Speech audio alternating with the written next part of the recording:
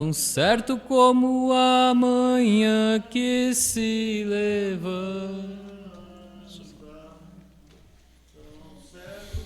Eu te falo e tu pode. Boa noite, irmãos. Deus abençoa cada um. No nome de nosso Senhor Jesus Cristo, Deus abençoe os irmãos que nos acompanham através da internet e também os irmãos que nos acompanham através da rádio Web Terceira Etapa de Cuiabá, Mato Grosso, né? Que Deus abençoe o irmão Benevaldo, que está retransmitindo este culto, né? Deus abençoe a todos. Nós vamos aproveitar para poder ler as Escrituras. Nós temos a Escritura aqui em 2 Tessalonicenses, capítulo 3, versículo 2. E para que sejamos livres de homens dissolutos e maus, porque a fé não é de todos. Grande e soberano Deus, nosso Pai, Criador de todas as coisas. Nós esperamos em Ti nessa noite para falar conosco através dessa mensagem. Essa mensagem que já foi revelada, já foi reprofetizada outra vez através do ministério da esposa. Senhor, nós te agradecemos pelo batismo do Espírito Santo. O batismo do Espírito Santo é que nos mantém nesta fé. Pai, abençoa teus filhos que estão presentes aqui, um pequeno grupo. Abençoa teus filhos através da internet. O Senhor conhece a necessidade de cada um. Pedimos que o Senhor lhes dê a bênção e a graça. E toma esse pouco de pó nas tuas mãos, usa como o Senhor queira usar. Em nome do Senhor Jesus. Amém. Poder sentar, irmãos. A fé não é de todos. Você viu que o apóstolo São Paulo disse? Ele disse assim: a fé não é de todos. Jesus não morreu para salvar todos, né? E como o profeta disse que Jesus esteve aqui, viveu nessa terra, e muita gente não souberam que ele esteve aqui conosco, né? E eles não foram escolhidos para saber. Muitos andaram com ele, viram ele face a face e não souberam quem era ele. E somente aqueles que Deus quis que eles vissem que ele era o Filho de Deus, que ele era Deus em carne que estava ali. E assim foi através de todas as eras, de todos os tempos, né? Deus falando através dos seus profetas, Deus falando através dos seus vasos. Uns vê, outros não vê. Como Jesus disse, muitos profetas e justos desejaram ver o que vós vedes e não viram, desejaram ouvir o que vós ouvis e não ouviram, né? Então a fé, o que é fé? Fé não é aquilo que toca, né? A fé não é aquilo que se vê. A fé, Hebreus capítulo 11 diz que ela é o firme fundamento das coisas que as coisas que se esperam, fatos que se não vê. Sem fé é impossível agradar a Deus, e aqueles que se aproximam de Deus creiam que Ele existe. Então, sem fé, disse Paulo aos Hebreus, é impossível agradar. Porque mesmo nos dias de São Paulo, São Pedro, os judeus que não tiveram revelação continuaram oferecendo sacrifício, continuaram guardando a lei, circuncidando, mesmo pessoas que vieram para o caminho Eles achavam que tinha que continuar com a circuncisão, continuar guardando a lei. Eles não tiveram uma revelação espiritual, uma revelação plena, né? Eles não conseguiram abraçar o evangelho com a fé. Eles não tinham fé. Por isso São Paulo disse que a fé não é de todos. É como disse o apóstolo São Paulo, não é daquele que corre, né? Não é daquele que quer, mas é daquele que Deus tem chamado, que Deus tem misericórdia. E o desejo nosso, que pregamos o Evangelho, que pregamos a mensagem, é que todos pudessem ver, né? Que todos pudessem entrar, pudessem ver o que nós estamos vendo, abraçar o que nós estamos abraçando, né? Mas eu hoje, lendo isso aqui pela manhã, a fé não é para todos. A fé, o profeta disse, você não vê a fé. Quando nós falamos de novo nascimento, batismo do Espírito Santo, isso tudo é por fé, né? Fé não é como você está segurando essa madeira aqui, né? Já pensou se você pudesse segurar Deus assim, isso aqui é Deus, né? Deus é... Não, por isso as pessoas adoram as imagens, adoram os santos, né? Porque eles querem alguma coisa que se toca, alguma coisa que eles possam sentir, né? E Deus já é diferente. Maria, quando ela se engravidou do Espírito Santo, ela não teve sensação, ela não sentiu, né? Porque aquilo ali era obra e graça do Espírito Santo. Quando você recebe a Deus, não é porque você sentiu arrepio, pulou, gritou, chorou. Não. Você recebe Deus por fé. Agora, é interessante quando Deus escolhe uma pessoa e chama. Deus nunca deixa aquela pessoa sossegado. Quando aquela pessoa é dele, ele nunca deixa ele sossegado. Quando Deus o chama. E se você está nas mãos dele, você se entrega a ele, você se apaixona por ele, isso é como casamento, ele não vai te deixar. Não. Ele te traz para o seu caminho de toda forma, nem que você tenha que ficar em cima de uma cadeira de roda, numa cama, tá? Porque o que interessa para Deus não é o corpo, não é a carne. A carne, a corrupção destrói. O que interessa para Deus é a alma, né? Aquilo que está ali dentro, né? Então, São Lucas 18, versículo 8, diz assim: quando vier o Filho do Homem, porventura encontrará fé na terra? Agora, não é qualquer tipo de fé. Nos dias do irmão Brana, na primeira e segunda etapa, as pessoas receberam uma fé que eles, na verdade, se alegraram, pularam, saltaram, gritaram. Só que a fé estava na sua infância ali. Era a primeira e segunda etapa do ministério do irmão Branham. E não era uma fé perfeita ainda. Eles se salvaram com aquela fé no seu dia, né? Aqueles que abraçaram aquela fé de Lutero, eles se salvaram com aquela fé. A justificação por fé. Veja que a justificação não foi por vista, né? Foi por fé. A santificação dos dias de Wesley também foi por fé. Não foi uma justificação, uma santificação manufaturada. Não foi uma santificação por vista, né? Hoje as igrejas trazem uma santificação que é uma santificação pela vista, né? Pela aparência. Mas Wesley trouxe uma mensagem de fé.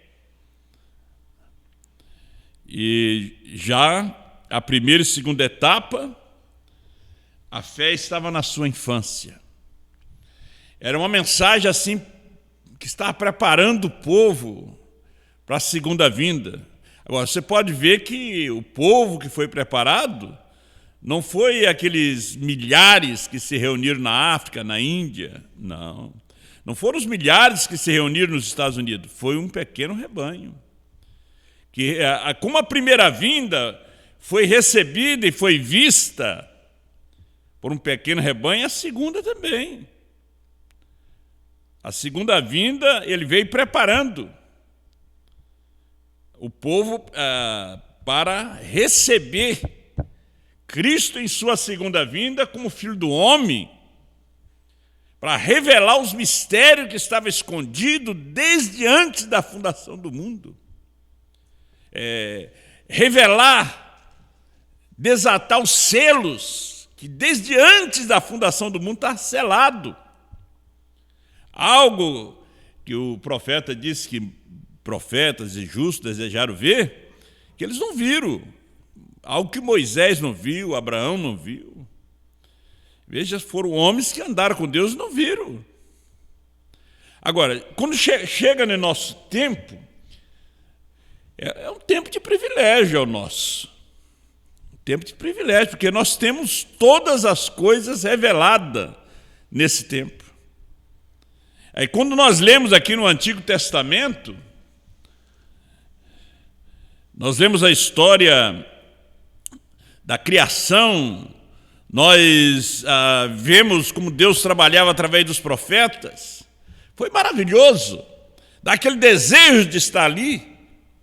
Só que eles não tinham a luz, eles estavam em busca da luz. Eles não tinham a revelação, estavam em busca. Gente, hoje nós temos a revelação da palavra. Nós temos a revelação. Nós estamos na segunda vinda do Senhor. Não é a primeira, não. A primeira é história. A segunda já é história também. Só que a fé não é para todos. A fé da primeira vinda não foi para todos. A fé da segunda vinda também não foi para todos. A revelação dos mistérios não é para todos. Hoje, por exemplo, a gente traz o exemplo dos dias de Wesley. Quem estava ouvindo aquela mensagem de Wesley não desejava a mensagem de Lutero. Quem estava ouvindo a mensagem de Lutero não queria mais ouvir o Papa. Quem estava naquele movimento da restauração dos dons não queria mais ouvir uma mensagem wesleyana de santificação. Eles estavam muito mais além, mais alto. A mensagem já estava muito mais alta. E não era tudo ainda. Era como a planta do milho, era apenas uma espiga, não tinha grão, não tinha alimento. Veja que a mensagem de Lutero não foi alimento, a mensagem de Wesley não foi alimento, a mensagem pentecostal não foi alimento. Porque o milho só é alimento depois que ele já está seco. Aí sim. Você pode comer o milho verde, mas você não faz farinha de um milho verde. Você faz farinha de um milho seco. Você faz farinha do trigo já no ponto, seco, né? Ele tem que estar sequinho, ele tem que... quando ele está seco, ele se encurva, né? Então, hoje nós temos o alimento. Hoje é o alimento. Hoje não é tempo de plantar. Hoje é tempo de colher. Você chega a ver o tempo da colheita, você viaja no Rio Grande do Sul, aí você vê aqueles campos ali, tudo seco, né? A máquina, a debulhadeira, trilhadeira, já passou ali, já colheu tudo, já ensacou. O que tem ali é somente palha, só tem palha. Não é tempo mais de plantar. Agora é o tempo de colher. Colher para quê? Porque o trigo ele tem que alimentar o mundo. O milho, o feijão, o arroz. Você não vai colher arroz verde, não. Você colhe o arroz quando ele já está maduro, seco, né? Está naquela hora mesmo da colheita. Veja que não pode ter chuva na hora da colheita, senão estraga. Não pode ter aquele pentecoste, aquela chuva, aquele avivamento. Por isso o profeta disse, o avivamento acabou. Porque é o tempo da colheita. E o povo está buscando chuva, avivamento. Aí apodrece a semente, que está ali na espiga, ela apodrece. Por isso você quebra, você vai ali, para ver um tempo de chuva, você não consegue colher tudo, você quebra o milho assim, bota ele para baixo, assim, ó.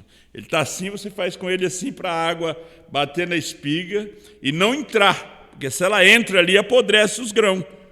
Aí você faz isso aqui, você vê aquela roça de milho, aquela lavoura, e eles estão tudo de cabeça para o chão. Aí sim, aí a chuva passa, depois vem o sol, depois você colhe. Você não vai ter tempo de colher, porque está vindo tempestade. Então o tempo acabou. Veja que o apóstolo São Paulo disse, na mensagem de dizer aos meus discípulos, ele disse, 286, combati o bom combate, acabei a carreira e guardei a fé. E desde agora a coroa da justiça me está guardada, o Senhor justo juiz me dará naquele dia, não só a mim, mas a todos aqueles que amarem sua vinda. Guardei o quê? A fé. A fé, a revelação. Veja, o novo nascimento é fé. O rapto é fé. O novo nascimento é uma revelação, o rapto é revelação. É a mesma revelação. Quando você nasce de novo, você está dentro do rapto. Porque o novo nascimento é fé. Então não é para todos.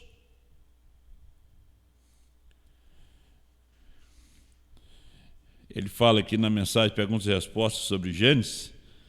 Lá estão suas 5 virgens prudentes que tinham óleo em suas lâmpadas, fé para o rapto. Ele disse, aqui em 53 ele diz que esse azeite que elas tinham era fé para o rapto. Era fé. Então, as nécias não têm azeite, não têm fé. Não, aí você diz, mas o azeite é o Espírito Santo. O Espírito Santo é fé. Então, elas não tinham. Crendo em todos os sinais, maravilhas, profecias e tudo, e essas 5 cortadas fora do remanescente foram levadas embora. Quer dizer, foram cortadas como? Porque é a fé. Ela é como o tecido, diz o profeta, né, que foi colocado, colocou aquele tecido na mesa, você coloca ali, depois você coloca o molde, né?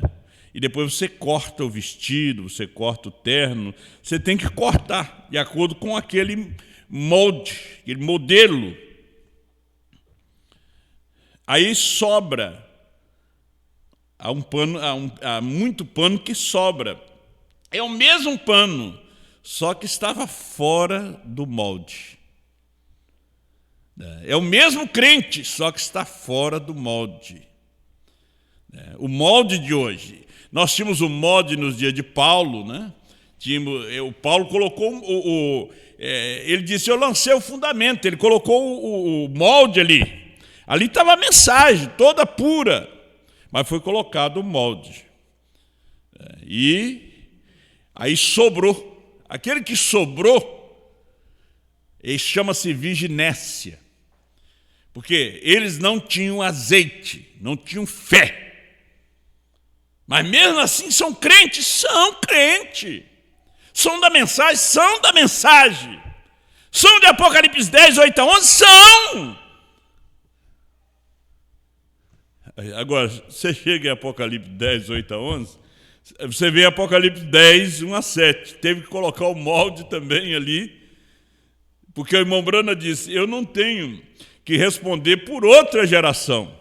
Deus terá um outro homem depois que eu partir. Então, o povo do seu dia, aquele pano, né, foi cortado o molde. Aqueles do seu dia entraram. Aqueles que estavam dentro do padrão,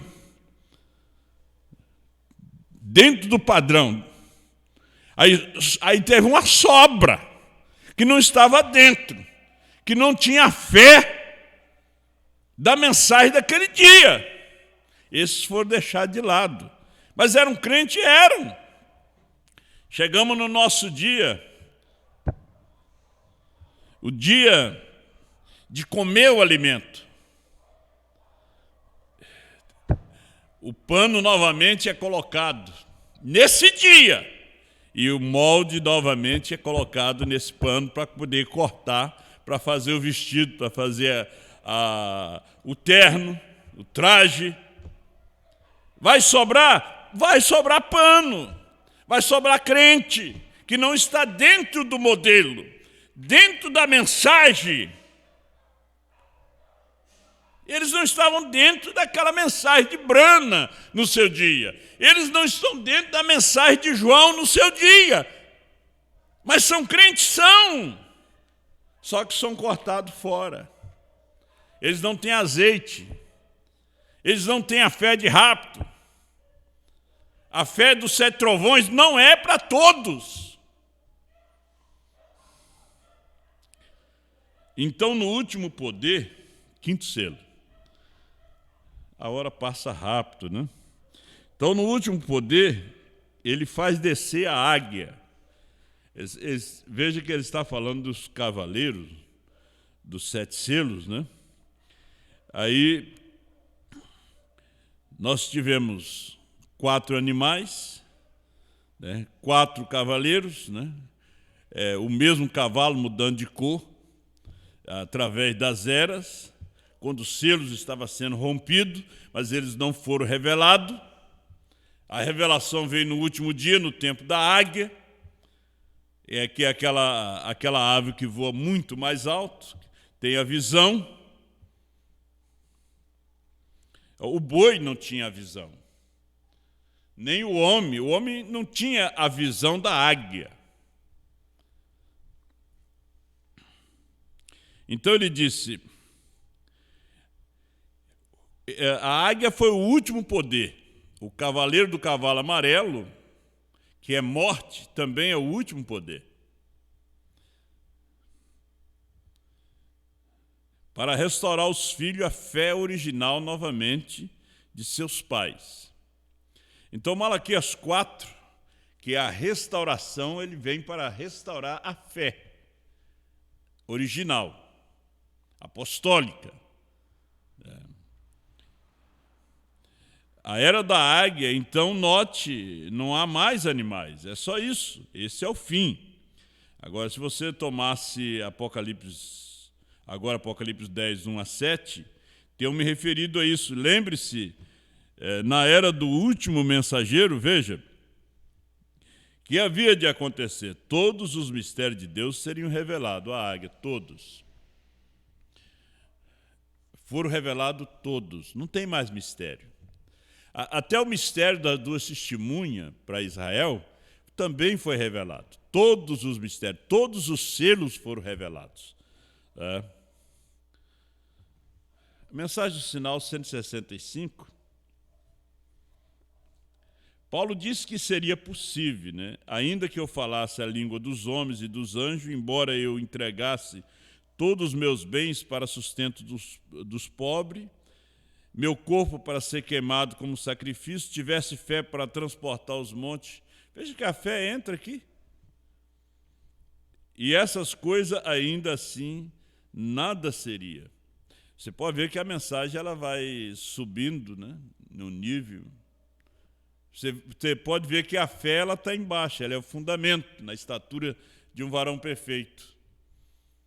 E em cima, na pedra de coroa, você encontra o amor divino, você já não encontra fé. Paulo disse assim, guardei a fé a todos que amarem a sua vinda. A vinda já não é a fé é o fundamento. A vinda é amor, é casamento. É você casando com Deus. Casamento é união, você unindo a Ele. Você tendo prazer na sua palavra, revelada para esse dia, aí você está entrando dentro do molde. E se tivesse fé para transportar os montes, essas coisas ainda assim, nada seria. Não confie nisso. É o sinal. Não importa quanto você tenha feito, quão bom você seja, quando a ira de Deus subitamente ocorrer, ela unicamente reconhecerá o sinal. Olha só. Mas não é fé, pastor? Não. A fé é a revelação. Ele diz, já não era, no Egito foi sangue, tinha que colocar na porta. O anjo da morte passava meia-noite, a casa que não tinha o sinal, que era o sangue, o anjo entrava e matava todos os primogênitos, todos da casa. Mesmo se o avô fosse primogênito, o pai, a criança, morria tudo que era primogênito. Agora, hoje já não é sangue, hoje é a vida. A vida que está no sangue. A vida hoje é o Espírito Santo. É o Espírito Santo. Você pode ver que a fé está aí. É como a planta. É como o grão. Vai crescendo, crescendo. Você não vê o grão. De repente ele se manifesta. Ele se materializa. Você pega o talo, procura o grão, não acha. Você abre a espiga, não acha o grão, mas ele vai se materializando. Você pode ver que essa fé ela vai se materializando em amor. Por isso, São Paulo disse, agora permanece a fé, a esperança e o amor. E o maior deste é o amor. Porque o amor está em cima. E a fé sustenta esse amor. A fé, o fundamento, está embaixo. Mas para você ter a fé, você tem que ser justificado, santificado, batizado com o Espírito Santo. Porque a justificação e a santificação, o batismo do Espírito Santo, disso consiste o novo nascimento. E o novo nascimento é que produz fé, que produz fundamento, que produz essa revelação para sustentar esse grande amor. A pedra de coroa. Por isso você não deve edificar sobre a areia. Você tem que edificar sobre a rocha. Sobre essa pedra edificarei a minha igreja. São Mateus 16 foi o que ele disse para São Pedro. Aí você diz, eu tenho fé. Essa fé não vai adiantar, não. Se você edificou ela sobre a areia. Vai vir a chuva, as tempestades, essa casa vai ser levada. Esse crente vai desmoronar, essa igreja vai desmoronar. É como diz Gamaliel, deixamos. Porque se essa obra é de Deus, permanece. Se não for, vai se desfazer como a de Teuda, de Judas. Vai se desfazer, porque não é de Deus. Vamos, 139, o sinal. A hora chegou quando o próprio sinal está se identificando bem em nosso meio e provando que ele é o mesmo Jesus ontem, hoje e para sempre, e que ele está precisamente com a palavra. Ele tem de ser aplicado. Um homem que diz ter o sinal e nega essa palavra, então o que me diz disso? Veja, não se pode fazer isso, o sinal tem de estar aí, vendo eu, o sangue vos será um sinal. Agora o Espírito Santo, a vida que estava no sangue, é um sinal para você. Chegarei nisso no momento. Veja, o Espírito Santo é o sinal. O caso está concluído. Sim, senhor. O Espírito Santo é o sinal. Por isso, São Paulo disse, você é salvo por graça. Mas só a graça, sua vida vai virar uma desgraça. Por meio da fé. Aí vem o desafio. Aí essa fé tem que ser provada. Esse homem tem que ser provado, essa mulher tem que ser provada. Essa fé agora tem que ser provada. Aí chega uma hora que você não pode fazer nada pela pessoa. Porque Jesus fala dos 2 fundamentos. Ele edificou sua casa sobre a areia, sobre os seus arrazoamentos, as suas dúvidas, seus afetos. Ele não colocou na rocha das eras, na rocha da revelação. Aí vem a decepção. Deus é culpado? Não, Deus é culpado. É você que levou uma vida cristã muito relaxada. A gente vê as pessoas que levam uma vida cristã relaxada.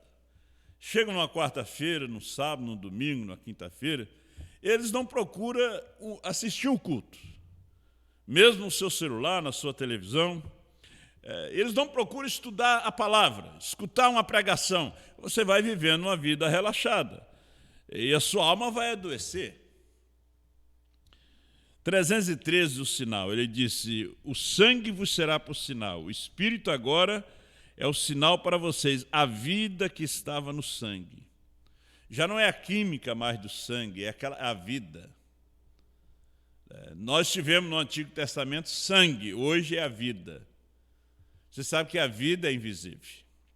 Uma pessoa morre, mas o sangue ainda está no seu corpo, mas a vida não está mais ali. Porque você procura o pulso e ele tem pulso, você diz está vivo, tem vida. Bota a mão, o dedo aqui, o médico diz, não, vamos levar para o hospital, ainda tem, o coração ainda está pulsando, né? Agora, quando o médico bota aqui, não mexe mais, só, já foi. Mas tem sangue. Mas é a vida que está no sangue. É a revelação que está na mensagem. Veja só, você pode ter uma Bíblia.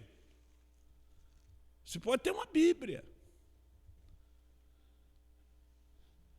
É só um livro. Você pode ler ela, é só um livro. Você tem que ter a vida da Bíblia, que é Jesus Cristo. Jesus Cristo é a vida. Você pode ter a mensagem, é só um livro. Você pode ter um CD, é só um CD. Mas é a vida daquela mensagem, é a revelação. A Bíblia, sem a revelação, é só um livro. Livro de papel. A mensagem sem a revelação é só revista, é só CD. É somente você ouvindo ali, ouvindo, mas não tem vida. Você vê uma pessoa caída, sangue, mas se não tem pulso, a vida não está mais ali. Deus saiu desses livros da mensagem. Deus saiu dessa Bíblia e encarnou em você. Você é esta mensagem, você é esta Bíblia. Por isso ele diz que a fé não é de todos. Aqui você tem a história. Se você não tem a revelação, você só lê história.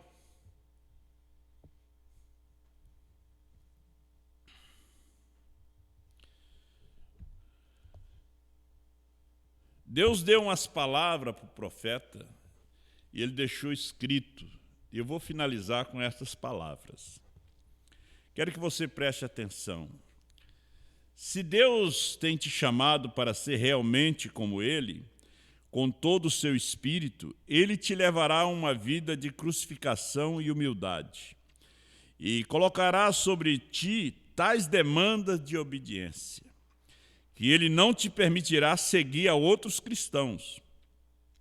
E de muitas formas Ele parecerá guiar outras boas pessoas a fazer coisas que Ele não te guiará a fazer.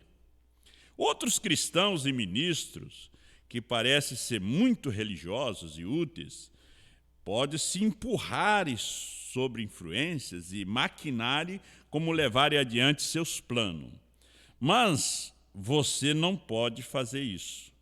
E se você tentar fazer isso, você se encontrará em tal fracasso e repreensão do Senhor para te fazer extremamente penitente. Outros podem se vangloriar de suas obras, sucessos escritos, mas o Espírito Santo não te permitirá fazer nenhuma das tais coisas. E se você começar a fazer isso, ele te guiará a uma profunda mortificação que te fará menosprezar a ti mesmo e as tuas boas obras. A outros será permitido teres sucesso ao fazeres grande soma de dinheiro ou legados deixado por eles, como tendo luxúria. Mas Deus pode te suprir diariamente porque Ele quer que você tenha algo muito melhor do que ouro, que é uma completa dependência nele, para que ele possa ter o privilégio de prover tuas necessidades dia após dia, a partir de seu tesouro invisível. O Senhor pode permitir a outros serem honrados e levados adiante e te manter escondido em obscuridade, porque ele quer produzir uma fragrância de sua escolha para a glória de sua vinda, a qual somente pode ser produzida na sombra. Deus permitirá a outros serem grandes, mas te manter pequeno. Ele permitirá a outros fazerem uma obra para ele terem crédito por isso, mas ele te permitirá trabalhar e lutar sem deixar ser conhecido o quanto você está fazendo. Então, para fazer sua obra ainda mais preciosa, ele permitirá a outros terem crédito da obra a qual você tem feito.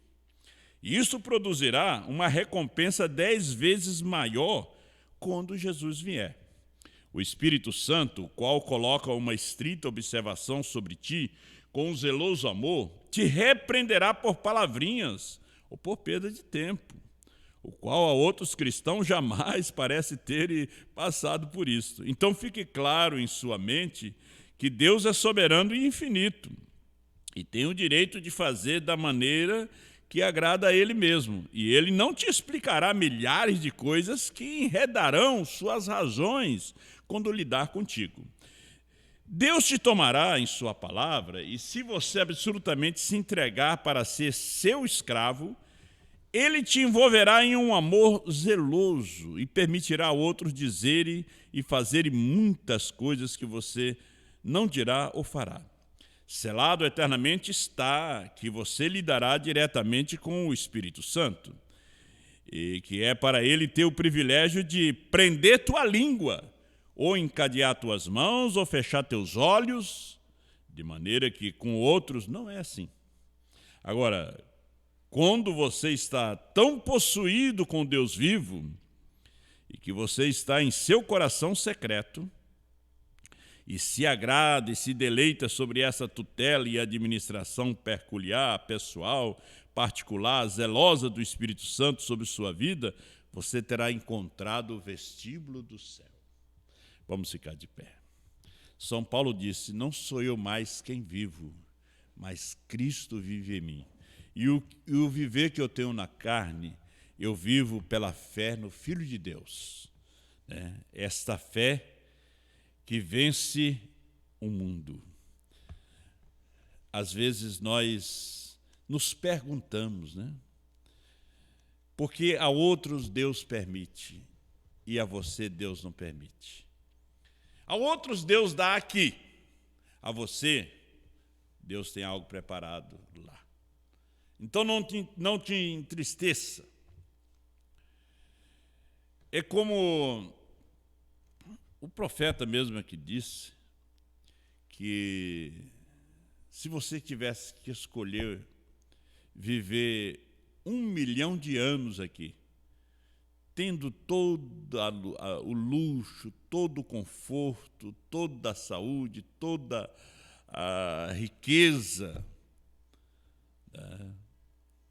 fazer o que você bem deseja fazer, ou 100 anos de uma vida de sofrimento. E depois dos 100 anos, a morte. E depois da morte, a glória eterna. Agora, os 1000 anos, depois do 1000 anos, a morte, depois da morte, o inferno, o tormento eterno. O que você escolheria? 1000 anos ou 100 anos de sofrimento? Pai Celestial, Tu deste ao homem o livre-arbítrio para escolher. É o que Abraão disse para Ló: se tu for para a esquerda, eu irei para a direita. Se tu for para a direita, eu irei para a esquerda. É o tempo de escolha, Pai.